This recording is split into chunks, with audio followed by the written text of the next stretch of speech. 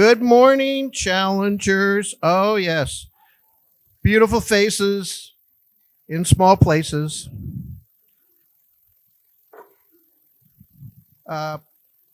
Personal note. My wife, Betty, had knee surgery on the 29th of September. And she just wanted to give everybody a big thank you from the Challenger class for all the prayers and thoughts, cards, texts. Where can I go? And even David called. He's wonderful, absolutely wonderful pastor. So on behalf of the other side of the Olivers and Coach Mike, all right, she is doing wonderful, and we see the doctor tomorrow. So I expect that she'll probably be driving in another week, and then she'll have no need for the coach, and so I'll just have to go find something else to do. So that's just the way it is, you know. So do we have any visitors this morning? Ken and Marilyn Holson. Very good. Well, welcome. I hope you find this class stimulating and eventful, and maybe even bring in a little levity, because we never know what we're going to say or who we're going to say it to, So, okay, upcoming, we have the tailgate party. So everyone has found in their closet their old Letterman's jacket or cheerleading outfit or pom-poms, all right? Or the band.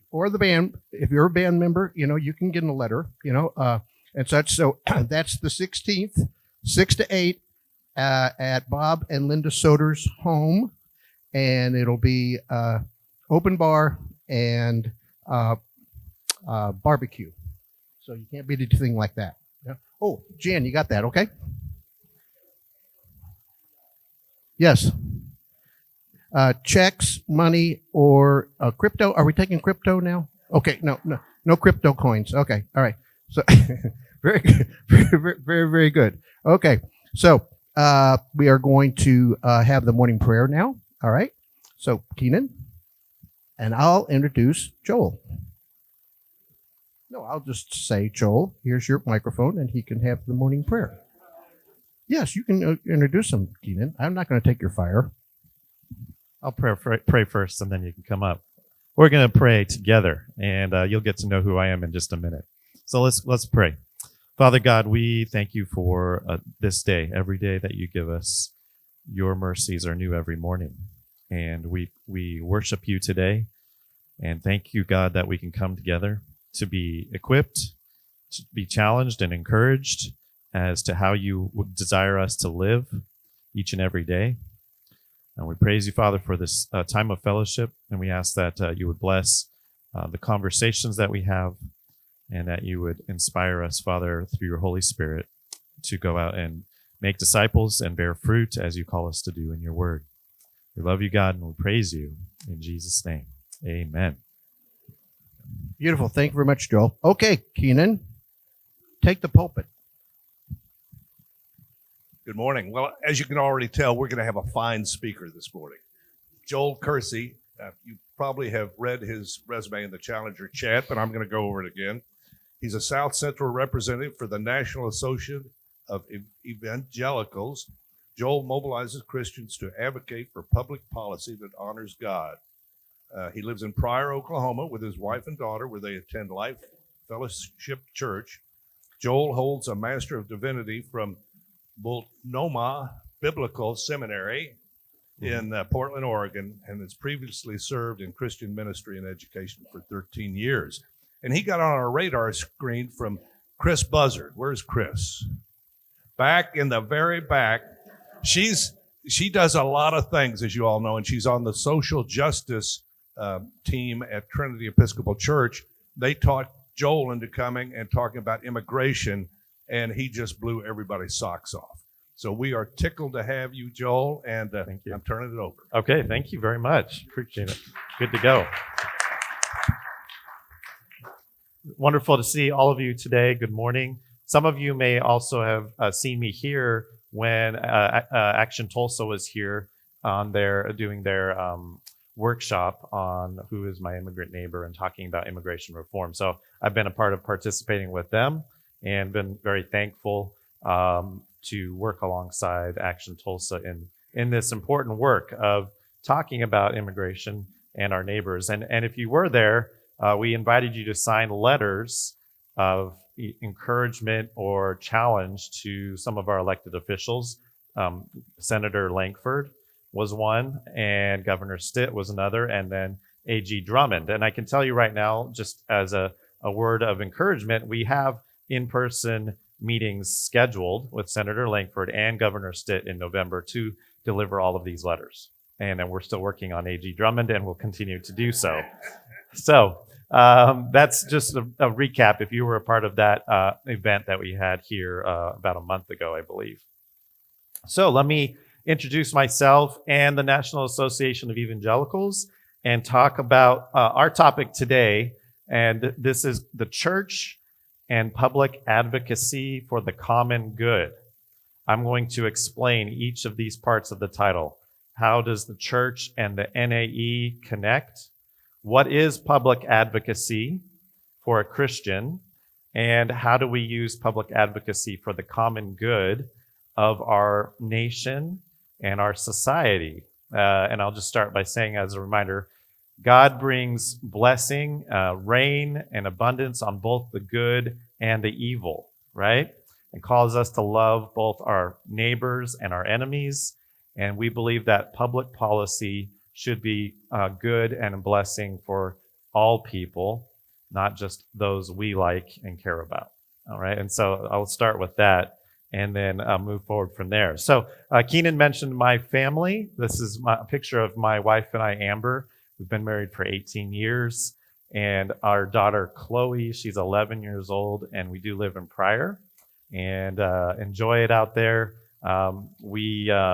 Chloe was going to Bradford Christian School out there in Pryor. That's a picture of her from her basketball team, and I've really enjoyed that. She's at that age of sports, and I played a lot of sports growing up, so I get to enjoy now cheering for her and teaching her what I remember and not working too hard because my body doesn't do the same things it used to do when we played sports. So, right, we cheer through our kids whose bodies are working well now. So this is us, and I did go to Multnomah Biblical Seminary in Portland, got my Master's of Divinity there. I had intended to go on for a doctorate because I wanted to teach at the college level.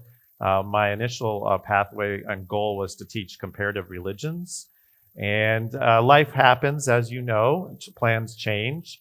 And I ended up in the Fresno, California area, Reedley, which if any of you have Mennonite backgrounds or friends of Mennonites, Reedley and the Central Valley, many people from Oklahoma and Kansas moved there during the Dust Bowl era, Grapes of Wrath story. And that's where a lot of our fruits and nuts and produce is produced.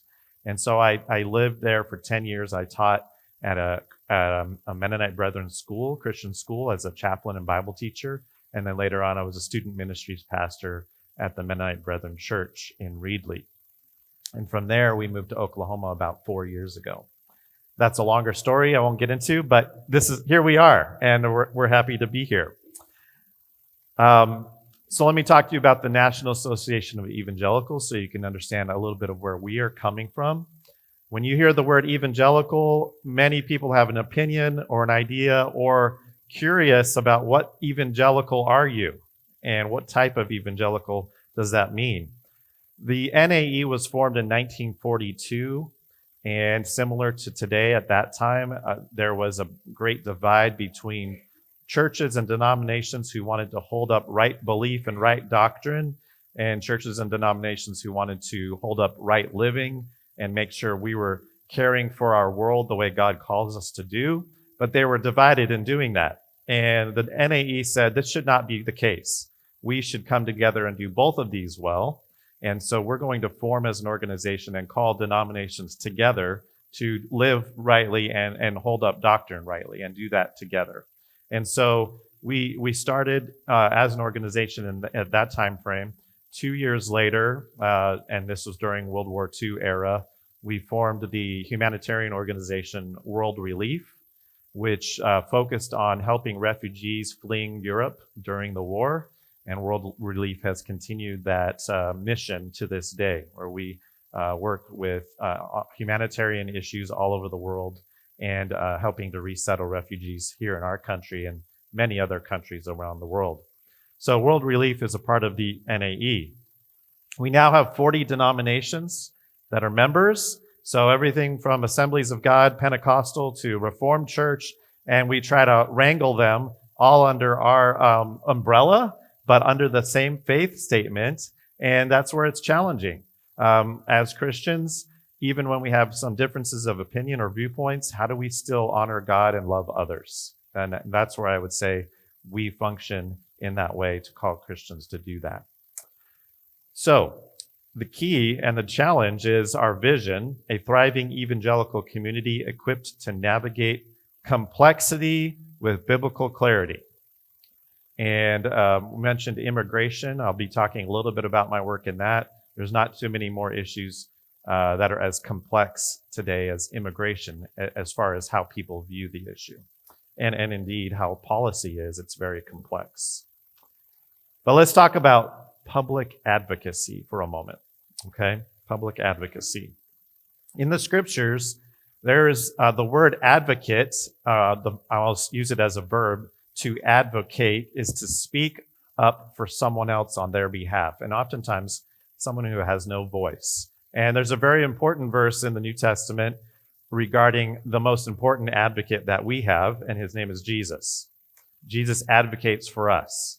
And I'll get to that verse in just a second, but let me give you a definition here on the screen. Advocacy is the process of calling on leaders to use their powers in ways that respond effectively to the needs of those affected by their decisions. Through advocacy, public decision makers end up sharing their decision-making power with their constituents and their communities. And basically what that means is, here in our country, we elect officials, like Senator Langford, to represent us on our behalf. And then we have the right and the privilege of letting Senator Langford and others know, how are you doing? And we want you to do this or that because what's happening right now isn't working.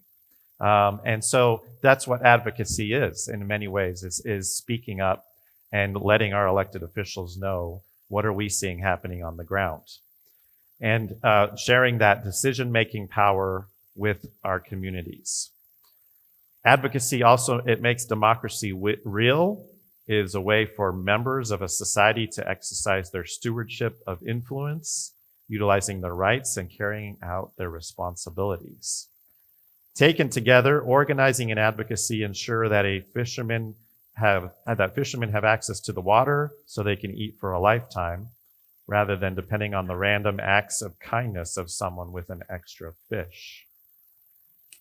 And so advocacy and what I do when I meet with folks like you is to call you as Christians to live out your faith by speaking up for others. And that's what advocacy really means, especially at a government level. And why should we do this publicly? Why should we advocate and speak up? So I mentioned earlier, first of all, we have an advocate with the Father in heaven, Jesus Christ, who advocates for us every single day, 24/7. And without Jesus, we don't have access to the Father. And so an advocate gives access to someone that we wouldn't otherwise be able to get to. The scriptures speak often in the Old and New Testament about speaking up and doing the right thing. In Isaiah, learn to do good, seek justice, help the oppressed, defend the cause of orphans, fight for the rights of widows. Proverbs 31 is not just the proverb about the virtuous wife. It says earlier on in that chapter, speak up for those who cannot speak for themselves and ensure justice for the crushed. So at the most important element, advocacy is calling us to care for the most vulnerable in our society and in our world. So I want to ask you for some feedback, okay? This is the part where you get to talk to me. In the Bible, Old Testament, New Testament, as I've given you some ideas of what advocacy looks like, who are some main characters in the Bible besides Jesus who advocate and did advocate for others in the scriptures? Can you give me some examples? Who comes to your mind first? Yes. Yeah. That's a great example. That's a great example. Other characters that come to mind. Who advocates and what did they do? Esther. Yes, She spoke up for her people, even though she could have been killed to do so. exactly. That's a perfect example, and I'll say especially today because our politicians, our elected officials, they are struggling to do that. And the reason they're struggling in many ways to do that is they don't want to get term limited or primaried. Those threats are happening on a regular basis when they step out of line. But we need to encourage our officials to speak up for what is right, no matter what their career path may look like after doing so. That's a part of advocating, like Esther did. Great example. Other examples? Yes, sir.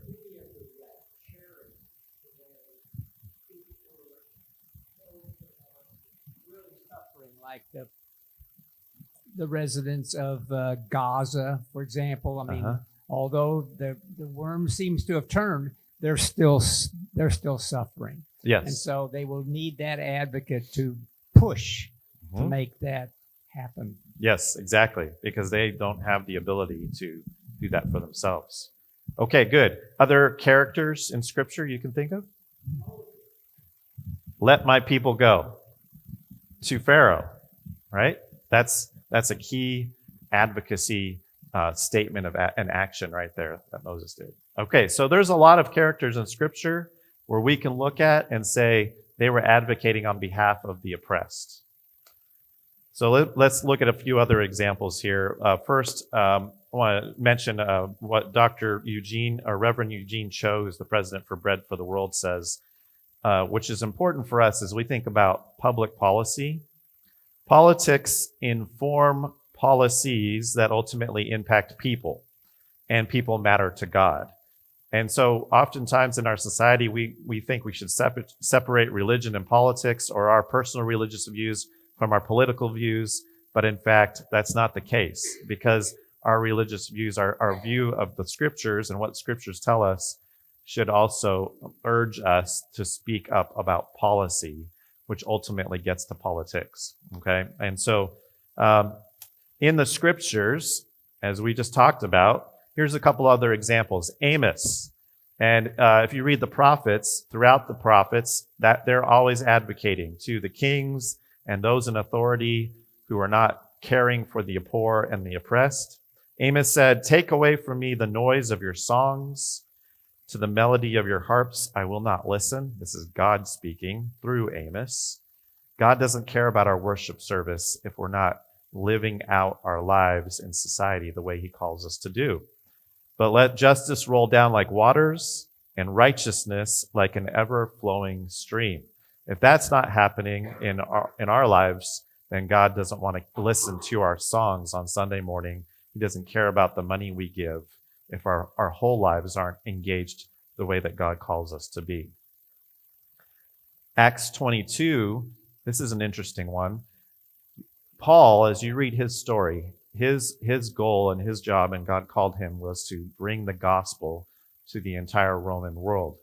Well, Paul used his Roman citizenship to his advantage whenever he could to bring the gospel to the highest levels of power, eventually to Caesar. And in Acts 22, when he was being held wrongly and unjustly, the tribune ordered him to be brought into the barracks, saying he should be examined by flogging, not realizing he was a Roman citizen at that point. But he spoke up and he said to the centurion who was standing by, "Is it lawful for you to flog a man who is a Roman citizen and uncondemned?" And so he used that to his benefit and got himself out of that situation, but also used that to get him in front of leaders to preach the gospel and speak for what God called them to speak. And so as Americans, we should be thinking about how our citizenship and living in this country plays out the same way as far as it comes to advocating for others. Finally, Jesus says in Matthew, I say to you, love your enemies so that you may be sons of your fathers who are in heaven. For he makes his sun rise on the evil and on the good, and he sends rain on the just and the unjust. So, policy, public policy, should be for the good of all people in our country, right? For all of our community. And so this is the part where I want to get to what can we be advocating for? And so for the NAE, and I'm going to grab this real quick, this booklet right here that I have, you can, anything on the table, you're welcome to help yourself to afterwards. The Health of the Nation. We have 8 principles. This was written in the early 2000s and published. 8 principles we believe that the scriptures call us to speak up on, to advocate for. And generally, I'll say this, when people open this up and they read the 8 principles, this will upset people on the conservative and the progressive side at the same time. And we think that's okay because we think God does that regularly in the scriptures where he upsets people on both sides of the aisle. But our desire and our goal is to honor God and not man. And so my encouragement would be to read this, to check it out. And what I'm going to do is briefly tell you what those 8 principles are and summarize those. And then I'll get into a little bit more of what I personally am involved in and talk about that in more depth. So for the Health of the Nation, and you can access this online as well on our website if you don't want a physical copy. But we have 8 principles. Number 1, protecting religious freedom and liberty of conscience. And that's religious freedom for all religions, all right? And that's a bedrock of our society that people would have that religious freedom. And so we work at Supreme Court level, filing amicus briefs, encouraging religious freedom to be continue to flourish and be allowed in our country. And the same goes for liberty of conscience. Number 2, safeguarding the nature and the sanctity of human life.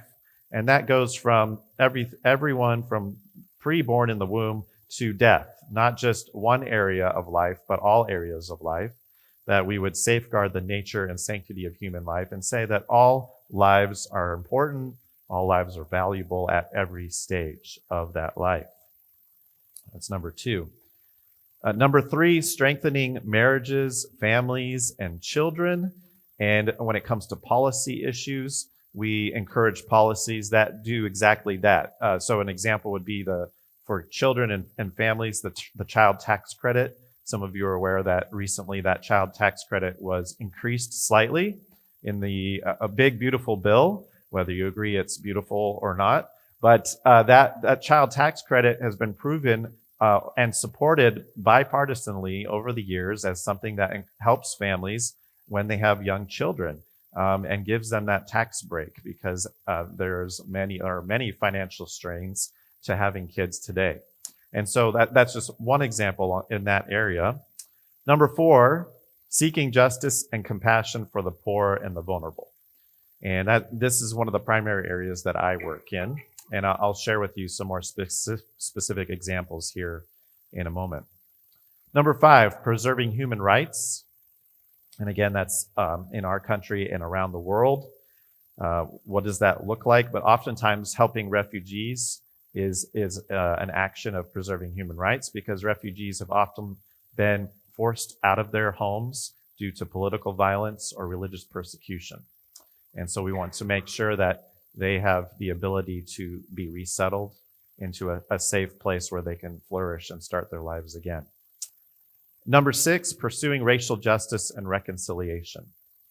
And again, it can be a divisive term or phrase depending on your viewpoint, but we believe God calls us to love one another and understand each other where we're coming from in our experiences based on our race, and make sure that we are treating each other equitably and not discriminating based on our race. And so that is a part of what we see as important. In our organization, we will call leaders together to talk on these issues, to understand what are the challenges that leaders are facing today in different congregations. And the goal is always to be building peace and unity and healing from previous hurts that may have come. The last two, number 7, promoting just peace and restraining violence. And number 8, caring for God's creation. And number 8 with God's creation is simply taking us back to Genesis 1. When God made Adam and Eve, he said, care for the world, rule over it. You have a sovereign responsibility to take care of this world. And we believe that command still exists today, that we should be doing that for the sake of all people, for all of creation, and because God gave us that responsibility. And so how do we do that today? And so that's part of caring for God's creation. And we'll have time for questions at the end here. So I imagine you've got lots of questions and thoughts swirling around. So please keep those in your mind, and I'll be happy to answer those. I'd like to talk about number 4, though. I mentioned seeking justice and compassion for the poor and the vulnerable, and give you some specific examples of how our organization advocates in these areas. And particularly, this is my role here in Oklahoma and Kansas. Just a few scriptures on caring for the poor and the vulnerable. In the Old Testament, there was a constant call to protect what we call the quartet of the vulnerable. Zechariah 7:10, do not oppress the widow, the fatherless, the foreigner, or the poor. So those are the 4 vulnerable population groups that we see the scriptures talking about often. And so that's an area that we focus on, is caring for the widow, the fatherless, the foreigner, and the poor. We see in Jesus' life that when he first proclaimed the gospel, or started to teach the gospel, in Luke, he said, the Spirit of the Lord is upon me. He has anointed me to bring good news to the poor. That was the first emphasis he made, to proclaim that captives will be released, that the blind will see, and that the oppressed will be set free, and that the time of the Lord's favor has come.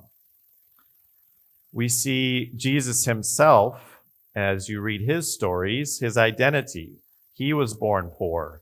At one point, he had to flee to Egypt because of persecution, threats on his life. And he experienced a lot of those things that the poor and oppressed experience. So Jesus understands from a firsthand life experience, what is it like to live in that environment? The early church in the New Testament was called to give hospitality to strangers, to remember those mistreated, by both preaching the gospel and caring for the poor. In Galatians, Paul says, they encourage us to keep preaching to the Gentiles and keep on helping the poor, which I have always been eager to do. So it's a both and an and, right? The gospel and tangible help to people in need. So today's church, I mentioned this earlier, we have the privilege of voting on our convictions, but we have the opportunity as Christians to speak up against unjust or broken laws. And so it's not just voting for the next president in the next election, but it's regular interaction with our elected officials to change things that we see are broken and need fixing. So we'll talk about here the common good now. Policies that are good for our society, whether it's our friends or our enemies, because this is what God does for us. I'm going to go through a few different categories now, specifically on the policies that we work on. Number 1, something we've been focusing on this year, foreign aid compassion. Many of you are aware that a lot of foreign aid was pulled back at the beginning of this year. U.S. aid was halted. Refugee resettlement was halted. There was a lot of concern for a while. If you're familiar with PEPFAR, that is the find the right word, but this is a work that was started by President Bush to care for children with HIV and AIDS problems around. Is it not working? Oh, it just went off. Okay, perfect. Thank you. Caring for children and vulnerable people with HIV and AIDS around the world. PEPFAR has been estimated to save over 26 million lives. And the funding for PEPFAR was in danger this year. Fortunately, much of it has been restored, but that was one example. With the cutoff of aid, there's been food that has been unable to be delivered. Oklahoma farmers who send wheat and grain overseas has been affected.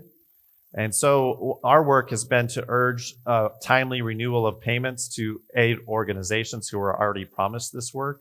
As many of you who own businesses, you understand that you get a contract, you're promised funding, you do the work in advance, waiting to be paid on the other end. And that's exactly how these foreign aid organizations work. They are promised aid by the federal government. They're already doing the work, and then it's cut off. And so they don't have the ability to receive those payments for work that had already been done. And so that's some of the advocacy work we have been doing this year, and also asking for long-term support for foreign aid. Because foreign aid also promotes peace around the world, it reduces hostilities, and it provides security to those places where we are working as both a church and a government. And so oftentimes you see the government, USAID, and churches or nonprofit organizations collaborating together to do this work.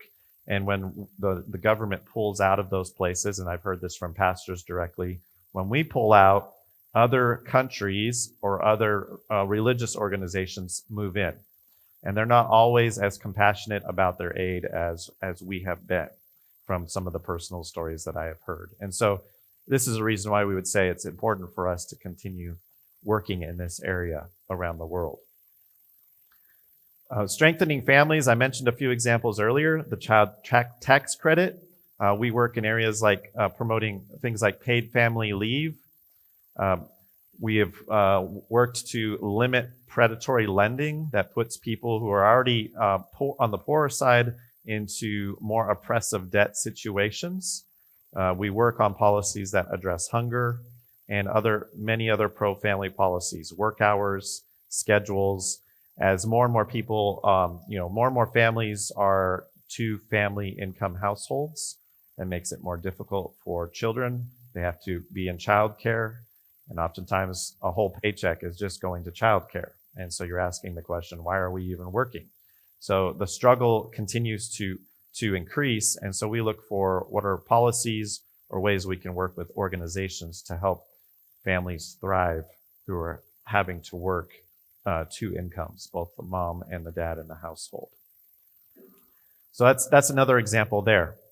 Now I'll get into a little bit more of the specific areas that I focus in often, which is immigration.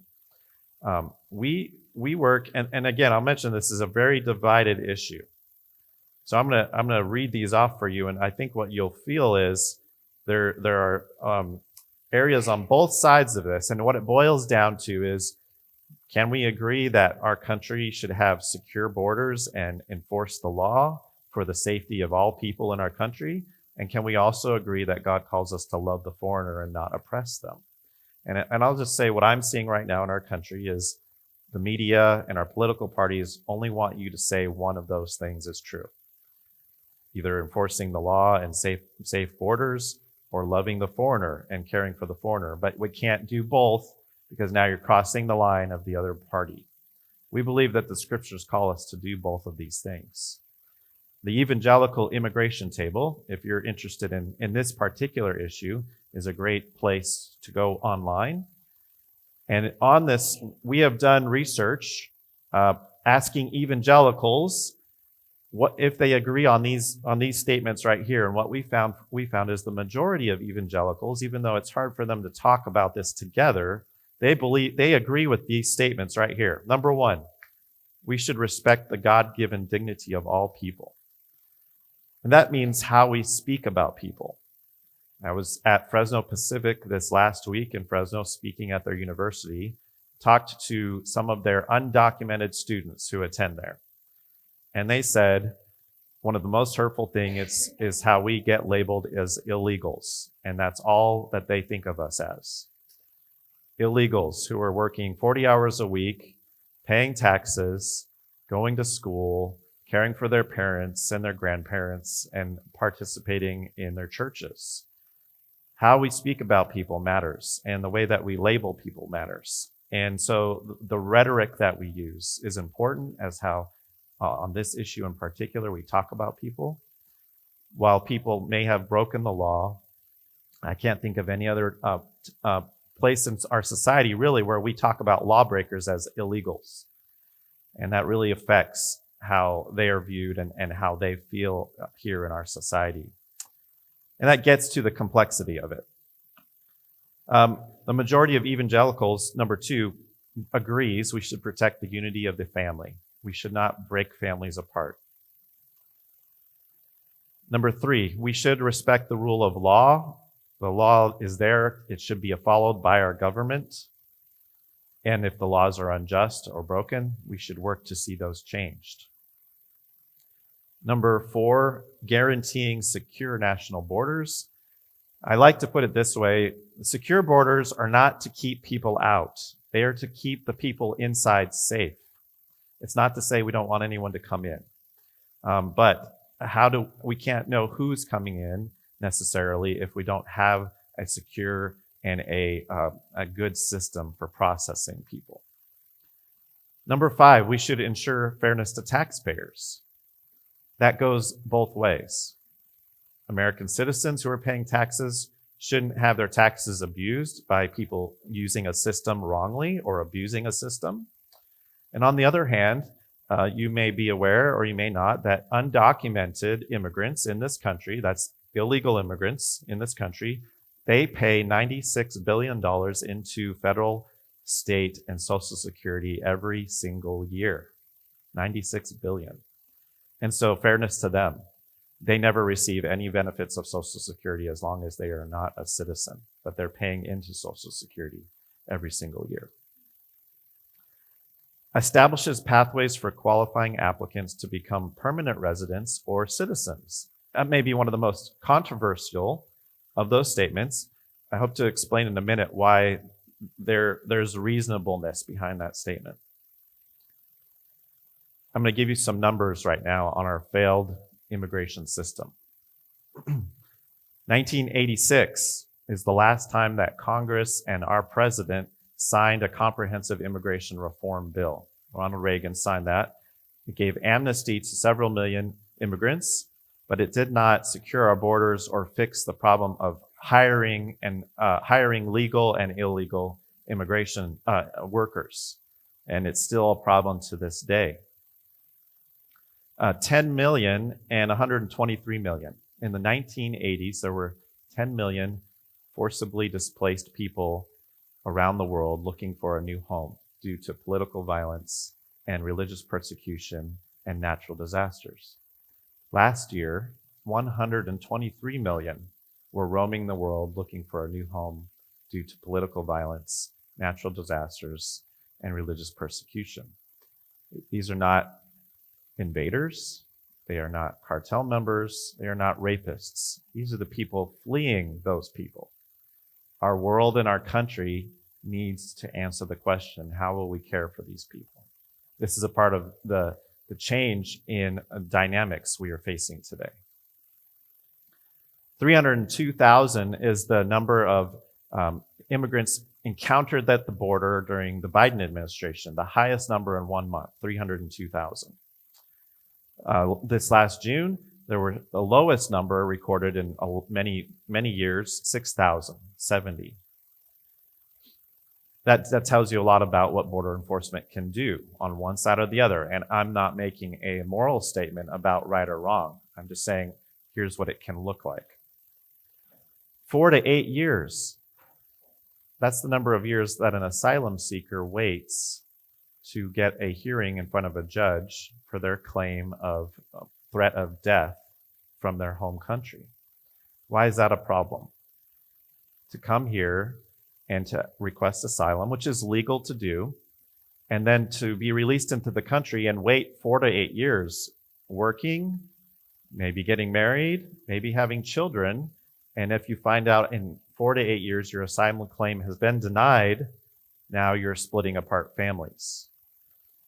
That's too long of a time to wait for either the asylum seeker or for our country. It's not good for either one.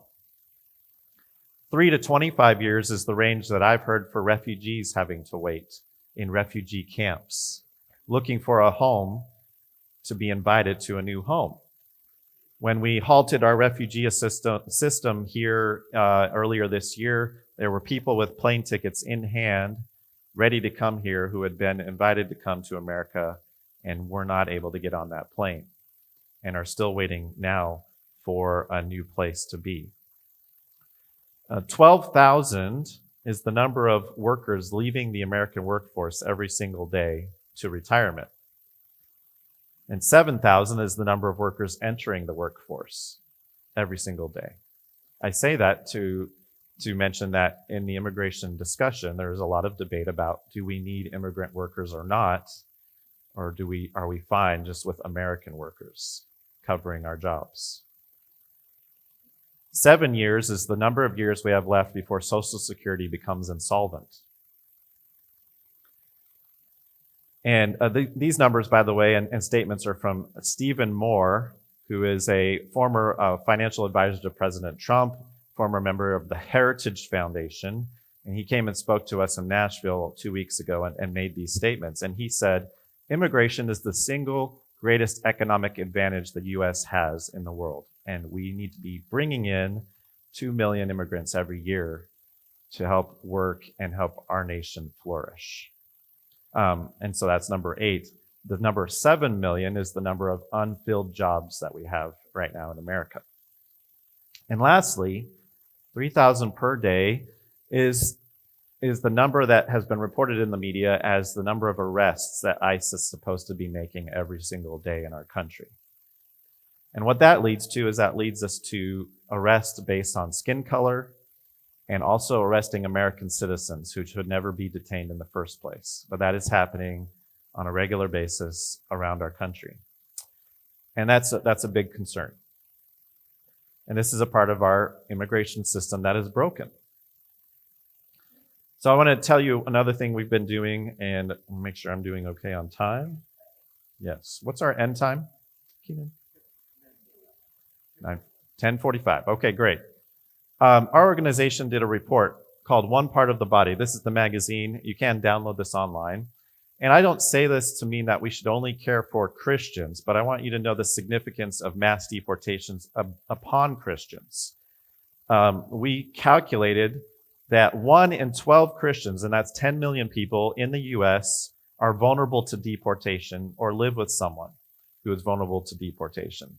And what that also says is many of the immigrants coming to our country are Christian or religious, and they care deeply about their faith in God and living out their faith. And so deportations have a profound effect on the Christian church. And that's where we reference this verse in 1 Corinthians. When one part of the body suffers, the whole body suffers. And so this should impact us, and it should impact how we respond and react to this situation. Our churches and communities are going to suffer greatly, and they are currently, as many parts of the body are being removed from our country. Let me now go back and just summarize. We do agree, evangelicals as a whole and the NAE, that deportation of violent criminals should happen, or for those who have ignored standing removal orders. I think most of the country agrees with that. We agree that illegal entry calls for restitution. It shouldn't be ignored. It shouldn't be swept under the rug. If someone entered illegally and have stayed for many, many years, it shouldn't be allowed to just continue. But we disagree that deportation must be the answer for every undocumented immigrant in this country. And President Trump himself agrees. And a few months ago in Iowa, when he was with Iowa farmers, he publicly stated that farmers who have had workers undocumented for 10, 20, and 30 years should not just be viciously thrown out of this country. It's not good for the farmers. It's not good for the workers. He had proposed, I think off the cuff, that farmers should be allowed to decide who stays with them. That's not good legislation, but he recognizes the problem that we're facing in our country. And I'll tell you that the most concerning problem we're facing right now is that thousands of people being targeted for deportation and labeled as criminals are actually people who have done this the right way or never made the choice themselves to come here illegally in the first place. I'll give you a couple of examples that we've worked with. I have a friend in Oklahoma City. His name's Ben. He's the person mentioned in this title up top. Afghan Christian pastor pleads with Trump, warns of Taliban revenge after the admin revokes refugee protections. We have many Afghan allies who served with our military in Afghanistan, and we have Afghan Christians who have come to our country. They came legally, did the process correct, but they've now, in many cases, have had their legal status revoked, which means at any point they're subject to ICE picking them up and detaining them. If they go back to their country, they'll be killed or tortured almost immediately. In fact, when this article was published, they used my friend Ben, they used his real name in the article by mistake. And immediately, he saw on social media Afghanistan, Taliban members and people in Afghanistan watching and reading this, and he knew at that point he could never return back to Afghanistan because of a simple mistake of using his real name. And that's how serious the risk is for folks in that situation. And so that's where we plead with our administration. We talk to our senators and our congressmen and say, this is an issue. This needs to be fixed. Their lives are in danger. This is a picture of us, and I'd ask that you not take a picture of this, but Ben is the third one from the right, and his dad is on the far right. You probably recognize the man, third one from the left. And these are several pastors, including myself, who came to Governor Stitt and said, this is their situation. Can you do something? It just happens that Governor Stitt has the phone number, the text number of the Secretary Noam, knows her because she's a former governor. And so we were trying every avenue possible to say, can you do something to help? And so that's the part of the work that we do. This is another example of a work that I was a part of at the Capitol as well with Latino caucuses, and just encouraging and thanking our governor for also protecting children in schools after there had been talk about ICE being allowed to go into our schools. And just making the simple statement, let's leave the kids out of this and let the grown-ups figure this out. And that's an important part of this topic as well. So I want to give time for questions, but let me real quick answer your question. What can I do? I know many of you are active, or you've probably, for years, you've been active. What could you do in a situation like this? So here are some of the tools and the resources we offer that you could take. Number one, and we're going to pass these out in a little bit, we've got some papers, or should we pass them out now? We can do that. We've got some papers. If you would like to fill out your information and check off the boxes, we can get you connected with our newsletter, our regular updates, so you know what's going on. Number two, you can be connected to me if you want to engage with elected officials here in Oklahoma. I regularly schedule meetings with Representative Hearn's office. I mentioned we've got meetings scheduled with Senator Langford and Governor Stitt coming up, all for different purposes of advocating for people in vulnerable situations. If you're really interested in the complexity of the immigration topic, we have promoted a documentary called Across. It's a 4-part series. You probably would really enjoy watching that in a class like this, where it documents why are people fleeing their home country, what do they face when they come to the border, and how can the church help? We're not suggesting help doing illegal things or breaking laws, but we're suggesting how can we have compassion on people? And I'll just pose this question as you think about a documentary like that. I have a 11-year-old daughter. You saw her picture. If I lived in South America, Honduras, as an example, as a business owner, and one day the cartel members came to me and they said, next week we're going to take your daughter. You're never going to see her again. And we're going to use her however we want. And I know if I call the police or the government, they will not do anything because they're tied in with the cartels. What would you do as a father to protect your daughter at that point? That's what thousands of people are facing in their situation. And so for many people, they're just seeking safety, and they're begging for mercy. And so that's really the point we're trying to make here, is how do we respond to that? We have a newsletter called Policy Matters, which you can check off to be signed up for that. But it's every couple of weeks, we just send an update on policy issues that we're working on. And here's a little bit of update for you. Here's an explanation, so you can be a little bit more informed about what we're working on.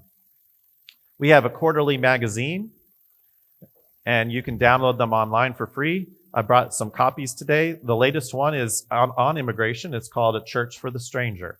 And I invite you to take a copy today, but you can also get access to all of them online. The one we did previously was on AI. How does the church respond to the development of AI? And as a tool, it can be used for good and for evil, just like any tool can. But how should we use AI? So those are some of the other topics we engage in.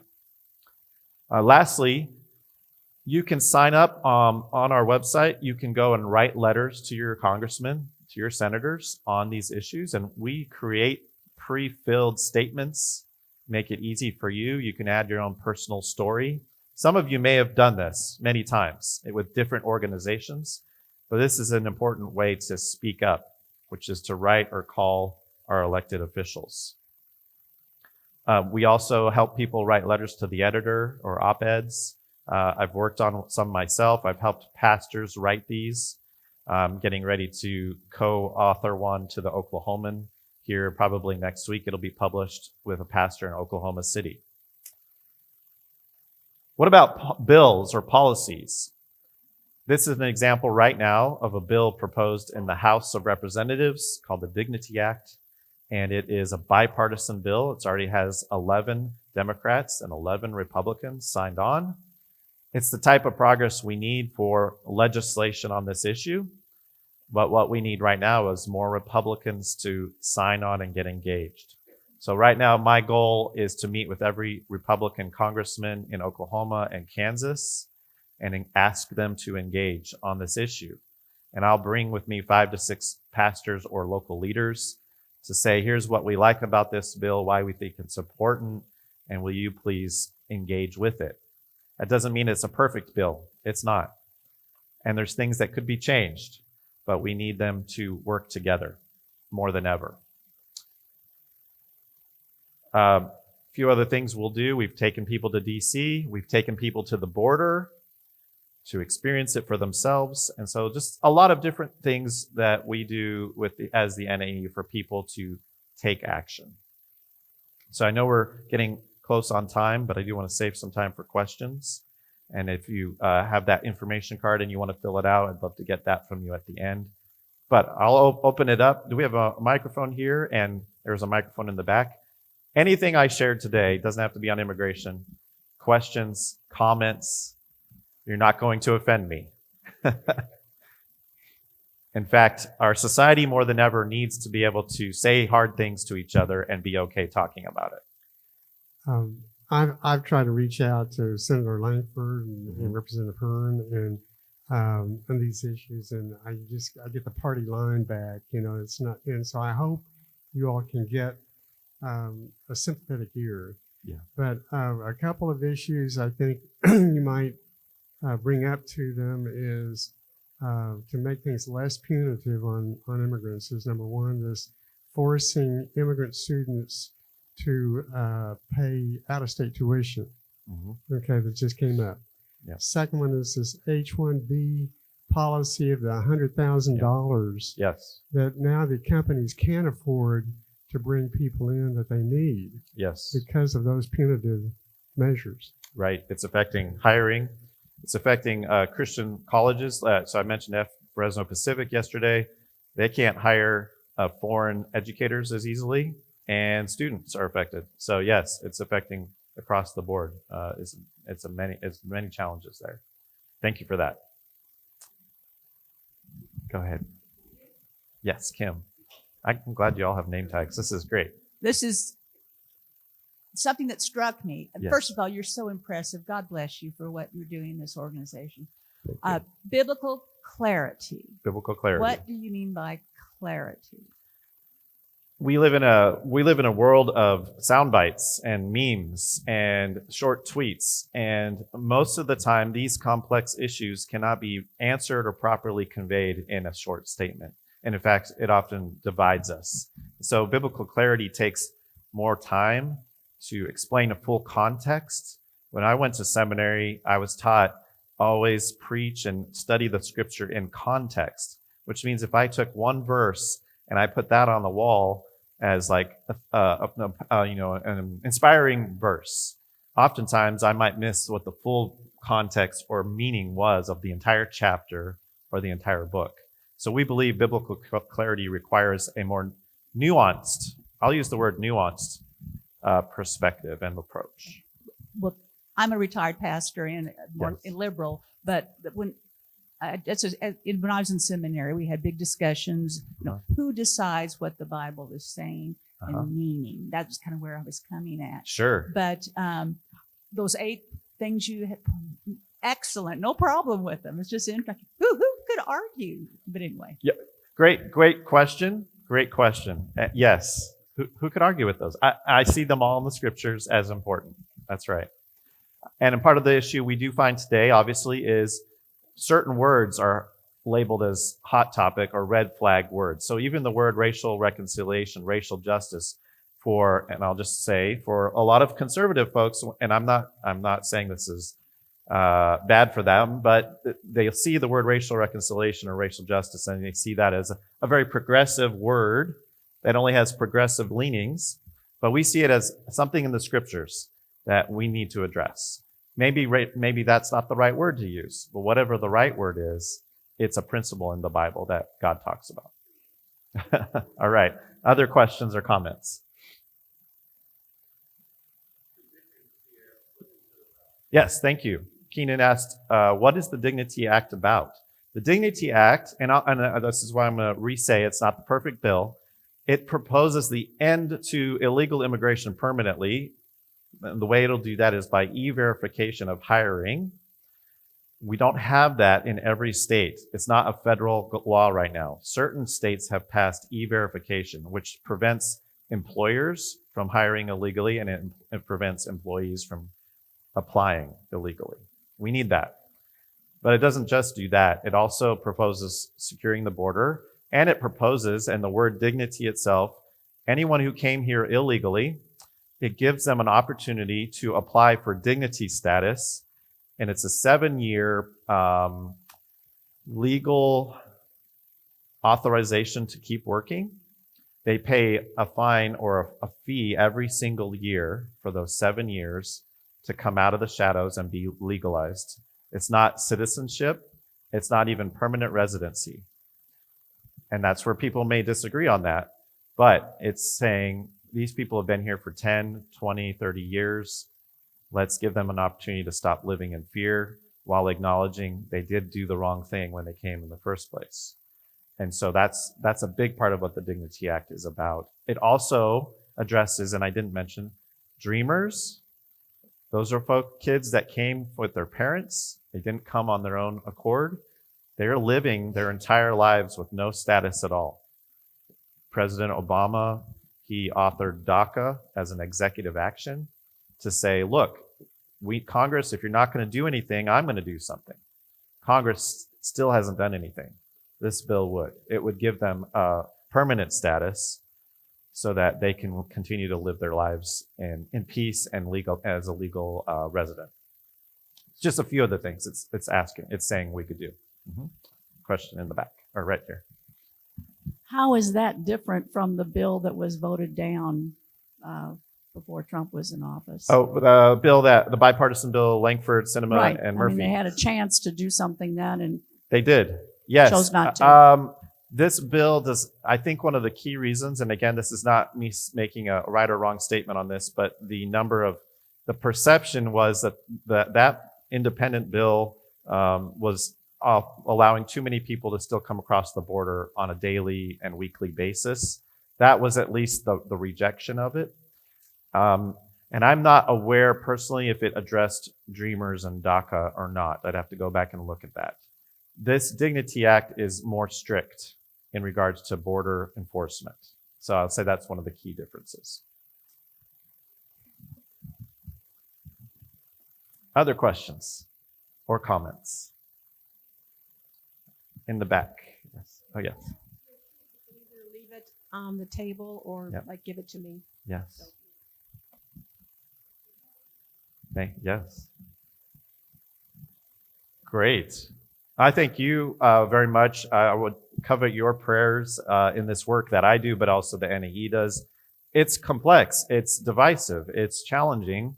I'll just leave you with a word picture of I think where we're at in our society right now is truly concerning. We have churches that are closing their doors in Chicago right now to meet secretly with bouncers outside to make sure that ICE doesn't come in. And then we have other churches saying we need to arm ourselves. And again, I'm not making a right or wrong statement. Churches saying we need to arm ourselves and have more security because we don't want to be the next Charlie Kirk.